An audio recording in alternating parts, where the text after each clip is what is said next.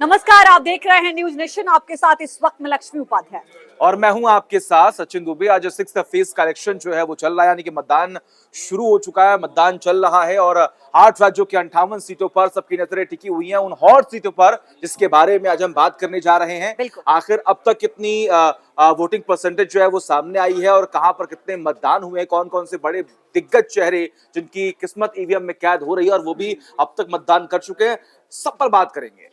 बिल्कुल, देखिए आज कुछ राज्य बेहद महत्वपूर्ण हो जाते हैं। जहां हरियाणा की बात करें, 10 की 10 सीटों पर इलेक्शन हो रहा है और ये 10 सीटें 2019 में बीजेपी के खाते में थी। दिल्ली की 7 की 7 सीटों पर इलेक्शन हो रहा है और सातों सीटें क्लीन स्वीप किया था भारतीय जनता पार्टी ने 2019 और 14 में। तो यहाँ पर भी सभी की निगाहें टिकी हुई हैं और यहाँ पर खास बात ये भी है कि जिन 7 सीटों पर 6 सीटों पर चेहरे भारतीय जनता पार्टी ने बदले थे, तो वहीं एक वो चेहरा मनोज तिवारी जो एक बार फिर से रिपीट हुए। आज उनके लिए भी क्या कन्हैया कुमार कोई बड़ी चुनौती पेश करते हुए नजर आ रहे हैं या फिर नहीं, इस पर भी चर्चा होगी।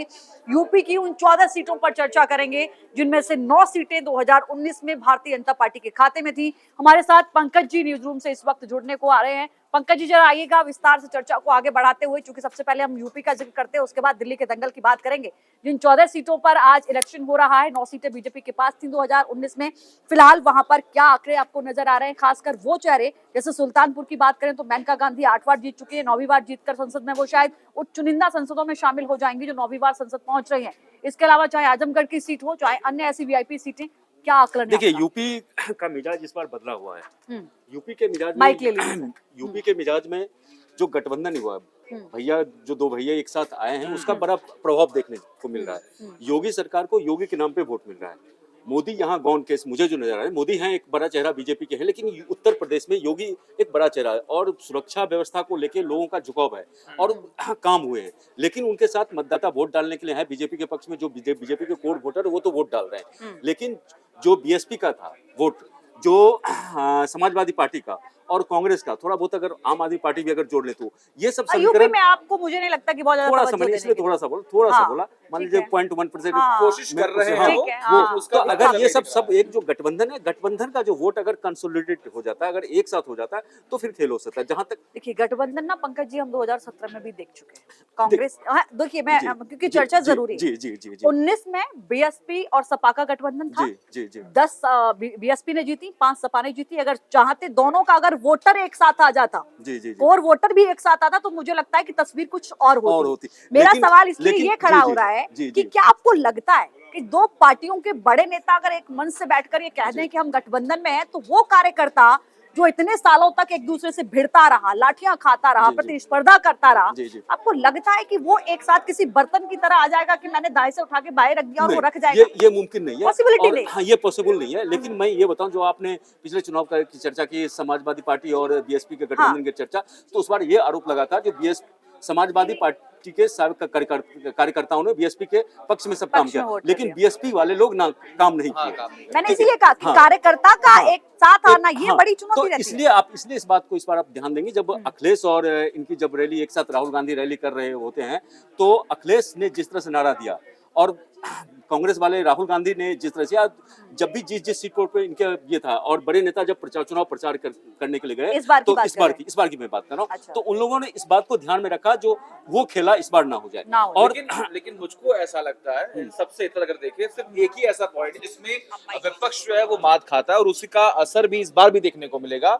टीम मैनेजमेंट जो है वो बीजेपी की बहुत ही ज्यादा अच्छी रही है इसकी ही वजह से। देखिए और सारे मुद्दे तो मतलब आप हाशिए पे डाल दीजिए, बीजेपी अपर हैंड में है, इसमें तो कोई डाउट नहीं है। बीजेपी अगर राष्ट्रीय पॉलिटिक्स में बात करें तो हर जगह, मतलब साउथ इंडिया को छोड़ दे या फिर जो उत्तर भारत का इलाका है, साउथ में भी बीजेपी ने पूरी कोशिश की है पकड़ बनाने की। लेकिन और सबसे ज्यादा जो 400 पार का नारा है, मुझे लगता है क्योंकि आप यूपी में देख लीजिए, आपके पास ऑलरेडी 62+ है, उसके अलावा अब आप साउथ, मुझे लगता है कि अगर आप प्लस करने की कोशिश करते हैं तो आपकी नजर साउथ पर ही है निश्चित रूप से। लेकिन साउथ में अगर आप इंप्रूव कर रहे हैं तो आप उत्तर भारत के, आप जैसे राजस्थान में आप मैक्सिमम है, हरियाणा आप मैक्सिमम है, दिल्ली पूरा था, दिल्ली आपके पास पूरा था, राजस्थान आपका पूरा था, तो यहाँ तो आपको गेन, एमपी आपके पास पूरा था, तो यहाँ तो आपको लूज करना ही करना है। इसमें तो आप कहीं, तो अगर इधर से आप लूज कर रहे हैं तो उसके दक्षिण भारत से भरपाई होगी। लेकिन अब ये सवाल उठता है जो आप कितना लूज कर रहे हैं और कितना गेन कर रहे हैं। बिल्कुल मुझे ठीक मुझे है। लग रहा है जो यूपी में आप पिछले बार जहां तक मुझे अभी ध्यान आ रहा है तो 62 सीट पे आप जीते हाँ, थे, बिल्कुल। ठीक है। तो अगर आपने 62 पे जीता है तो इस बार आपका अगर 50 प्लस आ जाए तो आपके लिए गनीमत है, क्योंकि कुछ सीट आप लूज करेंगे। कौन उन कौन सी सीटों- सीटें आपकी नजर में उन हैं? सीटों को आप लूज करें कौन जिस कौन पे- सी सीट हो सकती जी, है? मैं 1 मिनट बता रहा हूँ। उन सीटों पे आप लूज करेंगे जहां की पिछले बार जो अब जीत का मार्जिन बहुत कम 50,000 के आसपास था। अरे कुछ अमेठी भी सीटें तो- मैं पढ़ रही थी अमेठी भी तो मैं इसमें- याद कर रही हूँ 181 सीट से 181 वोट से जी, एक सीट तो जीती। इसलिए मैं 0 बोल पॉइंट रहा हूँ। कुछ अच्छा, प्रतिशत का डिफरेंस जी, था। और देखिए पिछले चुनाव में 2014-2019 में मोदी का लहर अपने पिक पे था, लेकिन अभी जो है ना, अगर मान लीजिए ढलान पे नहीं है तो हम बोलेंगे एक्सेप्टेबल है ना। तो इसलिए लोग अच्छा, जो है मोदी लहर की आपने जिक्र किया। मैं दिल्ली गया हुआ था और जब दिल्ली में मैं ग्राउंड पर था, जब मैं लोगों से बात कर रहा था, मैं नई दिल्ली सीट पर गया था लोगों से बात करने के लिए, तो वहां पर बांसुरी सुराज और सुब्रत भारती के बीच में टक्कर है। लेकिन वहां पर भी मैंने देखा कि लोग मोदी के नाम पे ज्यादा वोट कर रहे हैं। नहीं, तो ऐसा हम कैसे कह सकते हैं नहीं, कि नहीं, मोदी आप लहर जिस जो है वो सीट- कम हो नहीं, चुकी नहीं, है? आप जिस सीट पे गए थे ना, हाँ। वो एक हालांकि ऐसा- मतलब अलग अलग मैं जगहों पर भी बताऊं, मैंने मेरा जो देखा अपना है, आकलन सुना है, मैंने बात की है। हाँ, मैं ये बताऊं, मेरा अपना जो आकलन है हम्म। यहाँ दिल्ली की 7 सीट में से एक सीट बांसुरी सराज वाली जो सीट है वो कोई भी डैम श्योर होके कोई भी मतलब मेरा मानना है हाँ। कि वो सीट बीजेपी के खाते में है। एक सेकंड, हाँ। मैं इस पे आपको हाँ, बात बिल्कुल, बताऊं। बिल्कुल। 7 सीटों का मैं वोट प्रतिशत देख रही हूँ सुबह से। पिछले जो आगे के 2 घंटे 7 से 9 बजे के बीच सबसे कम अगर कहीं वोट प्रतिशत रहा है तो वो नई दिल्ली पर नई रहा दिल्ली। है। सबसे ज्यादा अगर कहीं रहा है तो मनोज तिवारी की सीट मनोज पर तिवारी रहा की है। सीट पर रहा। अब आप ये बताइए 7.2% मतदान 2 घंटे में हुआ है, सबसे कम प्रतिशत है वहां का। इसकी क्या वजह आप नहीं, देख रहे अगर ओवरऑल भी देखें अभी 11 इसकी बजे क्या तक, वजह देख रहे हैं? तो सबसे कम जो वोटिंग हुई है 11 बजे हैं? तक वही दिल्ली नजर में आ रही हुई है। देखिए साउथ दो एक साथ सीट है जो आप उसका वोटिंग का परसेंटेज देखते हो, एक नई दिल्ली सीट और एक साउथ दिल्ली सीट। हाँ। इन दोनों पे जो वोटिंग परसेंटेज थोड़ा सा कम होता है और लोग थोड़ा लेट नाइट क्योंकि वो अच्छा, एरिया और ऐसा है, एक वो एक एरिया चीज ऐसा पंकज ऐसा है, जी, एक चीज वो थोड़ा ठीक वो है। कल्चर मैं है, मैं तो उससे थोड़ा लेट से आपको आप देखिएगा 60% दिल्ली के ठीक सातों है, सीटें पे मैं सीटों agree पे कर रही होते हूँ। होते बढ़ जाएगा। मैं एग्री कर रही हूँ। जी जी जी आप गठबंधन की बात कर रहे थे, जी। हम यूपी की बात भी करेंगे। मैं थोड़ा दिल्ली पे आना चाह रही जी हूँ। जी दिल्ली में आम आदमी पार्टी और कांग्रेस का गठबंधन है। पिछली बार तिकोड़िया मुकाबला था, बीजेपी आप और कांग्रेस आमने सामने थे। जी। निश्चित तौर पर उसका फायदा बीजेपी को मिला। जी। लेकिन अगर मैं वोट प्रतिशत को देखूं तो 18 शायद आपके पास और 22 शायद कांग्रेस के पास, दोनों का मिला ले। इधर बीजेपी के पास 56 प्लस था, जी। 57 के आसपास था। जी। अगर दोनों के वोट प्रतिशत को आप मिला दे तो मेरे हिसाब से करीब करीब 12% 16% का डिफरेंस है 16% सर। वो 40 हुआ या 57, करीब करीब 16% प्लस का डिफरेंस है। इस डिफरेंस को पाटना क्या बहुत आसान लग रहा है आपको? देखिए पिछला जो चुनाव हुआ था, एक तो मोदी के नाम पे वोट हुआ हाँ। था, ठीक है। दोनों ये अलग थे, तो लोग क्या तो ऐसे वोटर्स जिनको समझ में नहीं आता है, जो भाई ये तो जीत रहे नहीं है, ये कहीं फाइट में है नहीं, तो इनको वोट देकर अपना वोट जाया करना है ना। तो ऐसे जो मतदाता हैं जो कंफ्यूजन की स्थिति में, इस बार उनको दिख रहा है जो आड़ या पार, या तो बीजेपी या इधर, उनके पास कोई ऑप्शन इस तरह से नहीं है। भले ही 6, 7, 8 प्रत्याशी हर सीट से हैं, लेकिन उनके पास ये तय है या तो इंडिया गठबंधन को देना है या फिर बीजेपी को देना है। तो इसलिए जो कंफ्यूजन वाले लेकिन वोटर्स हैं, इंडिया वो इस बार गठबंधन में अलग भी करेंगे। वो कार्यकर्ता जो कल तक ये सुनता रहा कि आम आदमी पार्टी कांग्रेस को पानी पी पी के कोस रही है, उसी कांग्रेस के साथ अगर वो जा रही है तो क्या आपको लगता है कि नहीं वो इतने दिनों में बहुत ज्यादा शिफ्ट हो जाएगा? और नहीं, पंजाब नहीं। में अलग चुनाव लड़ रहे हैं और यहाँ पे हाँ, यहाँ आप अलग लड़ रहे हैं। देखने को मिलेगा। नहीं, लेकिन देखिए है क्या, जैसे हम ये मानते हैं जो बीजेपी का क्या है, अपना कैडर वोट है, ठीक है। ठीक है। बीजेपी का कुछ फीसदी वोट जाए, अगर मान लीजिए उनका 50% वोट है, मान लीजिए या 46 या 42% जितना भी वोट है, हाँ। तो उसमें से कुछ वोट्स हैं, आप 30% या 35% वो कैडर वोट है, वो बीजेपी से हिलने वाले वोट नहीं हिलने है, वाले नहीं है, बिल्कुल ठीक है। बाकी जो वोट है ना, वो कंफ्यूजन वाला वोट है। मैं कहीं पढ़ ठीक रहा है। था तो उसमें मैंने देखा कि आखिरी के जो मतलब हर एक सीट पर 20% ऐसी जनता होती है जो लास्ट मोमेंट पे डिसाइड करती है लहर देखकर कि मुझे किस तरफ जाना है, हाँ। और वही सेट करती है कि आखिर कौन जीतेगा कौन हारेगा। और इस बार क्या हुआ, दिल्ली के सियासत में दिलचस्पी हुआ जो केजरीवाल का जेल जाना, हाँ। है ना, और इतना जो मतलब इसका ये जो- इफेक्ट ये पड़ेगा, आपको लगता है? इसका इफेक्ट पड़ेगा। और दूसरा जो है सो युवाओं वाला जो है ना, नौकरी रोजगार वाला, हाँ, हाँ। महिलाओं के लिए जो कांग्रेस ने ये किया, तो ये सब कुछ फैक्टर काम करेगा। मुझे लगता है जो दिल्ली में अगर बांसुरी स्वराज वाला सीट एकदम कंफर्म अगर मुझे लगता है जो बीजेपी के खाते में है, तो केजरीवाल सॉरी इसका कन्हैया कुमार और मनोज तिवारी वाला जो सीट है, उसमें बहुत ही दिलचस्प मुकाबला है। और दूसरा सीट और कन्हैया कुमार की वजह से, और हाँ, कन्हैया कुमार की वजह से, क्योंकि दोनों ने सेम गेम खेला है ना, सेम। दोनों बिहार से आते हैं, दोनों पूर्वांचल और वाला। दोनों की सियासत दिल्ली से शुरू हुई है। दिल्ली से शुरू ठीक है, दोनों बिहार से आते। बेगूसराय से हारकर कन्हैया कुमार कन्हैया दिल्ली आ इधर यहाँ गए, आए। लेकिन मनोज तिवारी के कंधे पर इस बार इसलिए ज्यादा दबाव है